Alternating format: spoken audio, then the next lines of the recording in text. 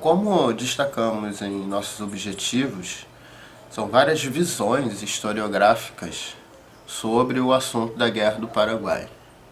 Existe no Brasil uma visão tradicionalíssima que se mantém muito ocupada em fazer um retrato do presidente do Paraguai, então Solano Lopes, como um tirano, uma imagem caricata de um presidente tirano, destacando quase sempre suas falhas nas batalhas dentro da guerra.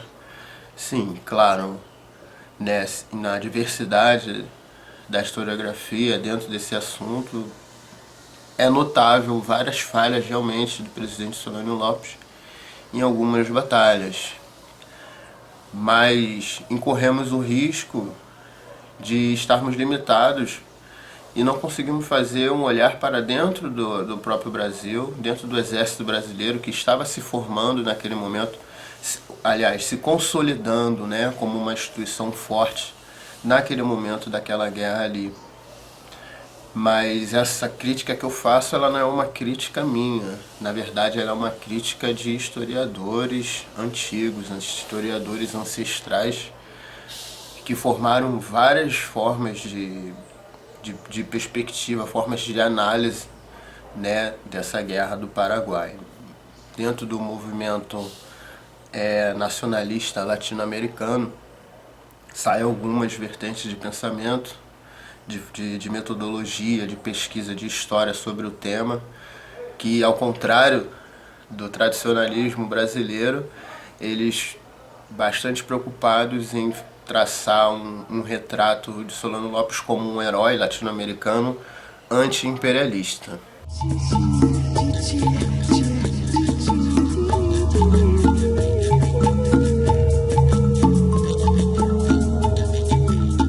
Como prometido, dentro da nossa proposta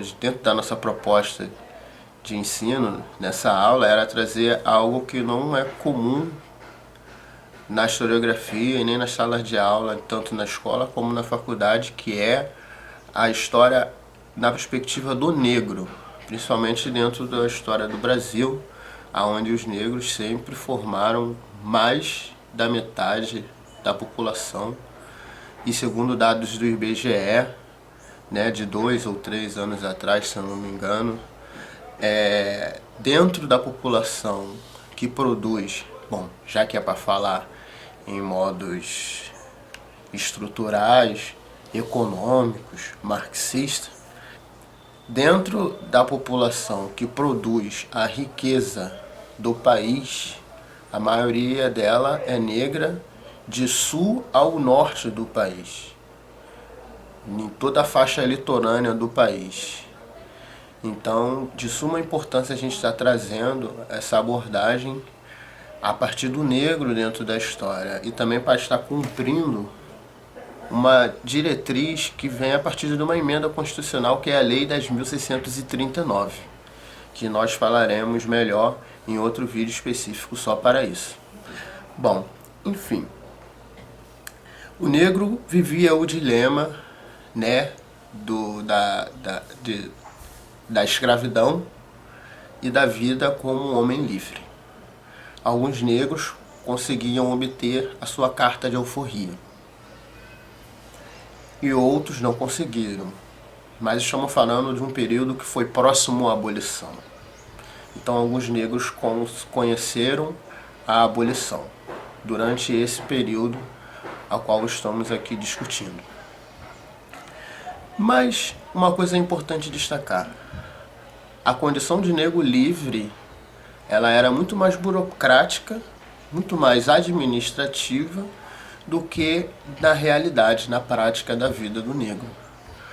Porque, como hoje há, na época também havia aquela forma de governo que está entre os interesses do povo, só que entre o povo brasileiro existia uma classe que até então muitos não consideravam nem ser humanos, que eram os negros, e os grandes empresários, os homens poderosos, os homens ricos da terra. Naquele tempo, esses homens eram homens que eram donos de terra, donos de fazenda, e que também comerciavam negros, né, como objeto, como peças, mesmo para trabalho em lavouras.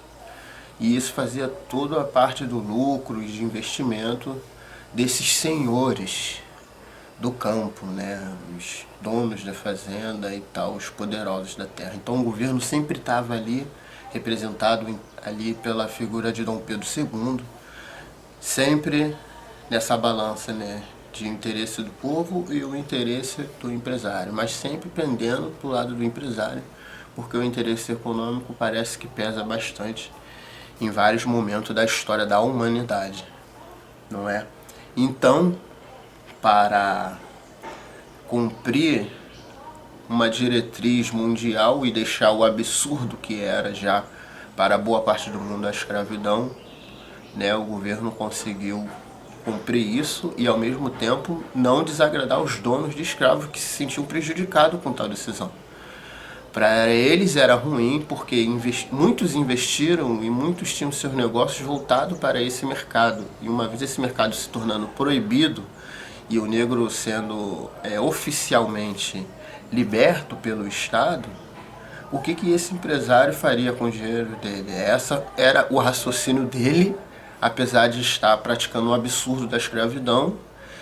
E isso era aceito por boa parte da sociedade, essa argumentação, tanto que o próprio governo aceitou uma forma de indenização.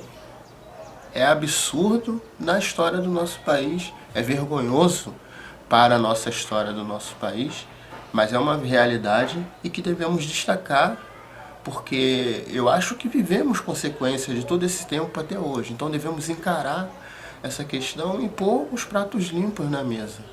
Mas foi vergonhoso na nossa história que logo após ou da abolição ou do assinatura de uma carta de alforria, o negro ainda tinha que passar de 10 a 15, 20 anos tendo que pagar indenização para esse senhor.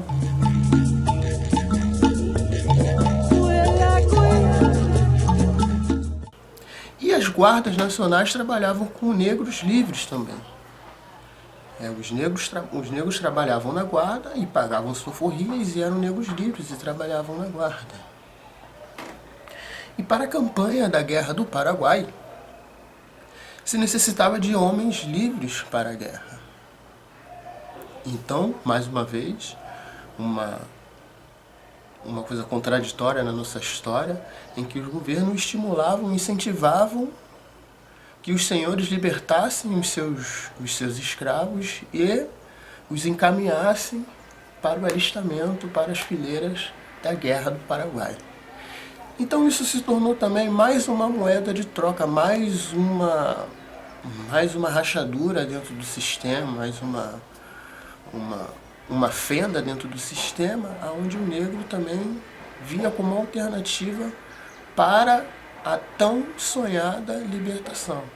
Porque ali ele se confundia entre os soldados livres, ele poderia fugir e se alistar, porque era interesse do governo ter mais um soldado, e também as condições eram precárias de alistamento, de documentação, então os negros se confundiam todos ali, e iam para a guerra com o intuito de voltarem, de viverem, né, de se manterem vivos durante a guerra e voltarem e ter a tal da liberdade.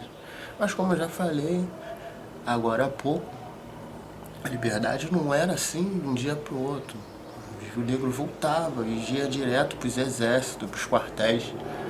No Brasil ficavam aquartelados, fechavam serviços dentro do quartel até serem desligados totalmente. E se tiver na condição de miséria na rua, ele volta para o Senhor, da onde ele veio, né? Então, o que é a abolição?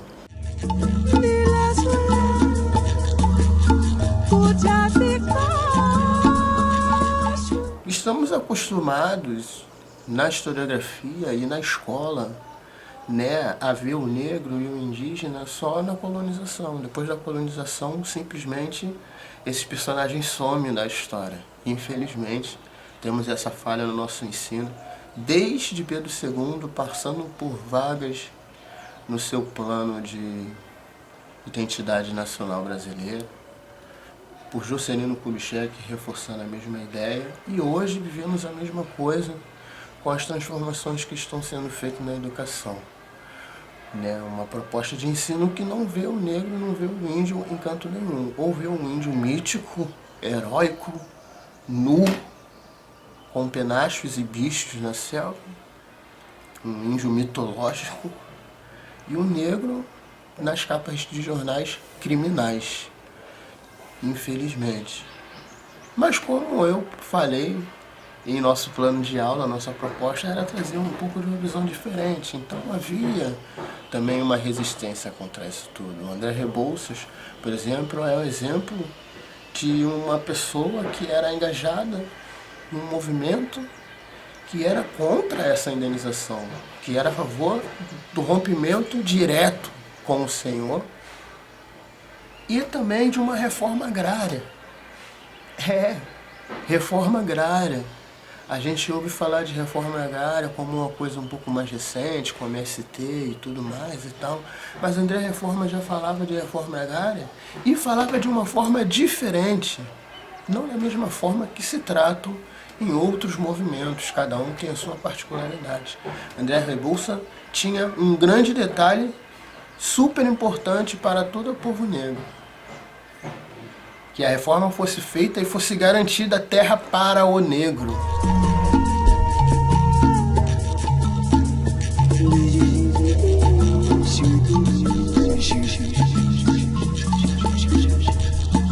O capoeirista, dentro da guerra, era aquele que tinha grande possibilidade de sobreviver, porque o patriotismo brasileiro, que era uma coisa que estava pulsante e efervescente naquele momento da história, sendo construído ali, ele não pegava todos, porque o negro ele tinha uma identificação muito mais com a África do que com o verde e amarelo, que ainda estava se formando.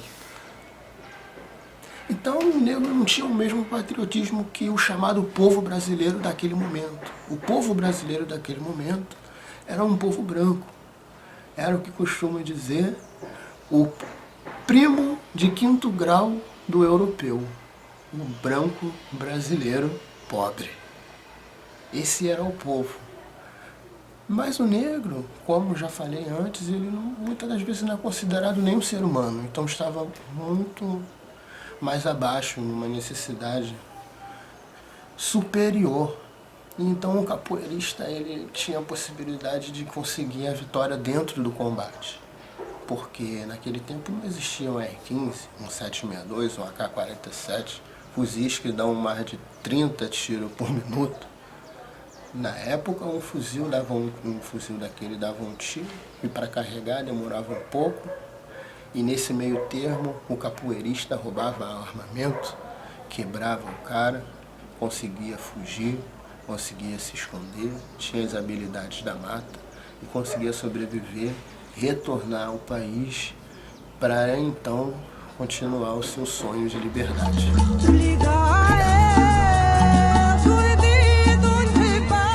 Esse foi mais um capítulo do nosso curso de História, o capítulo Introdução à Guerra do Paraguai. Fique atento ao nosso canal e os próximos temas que estaremos divulgando.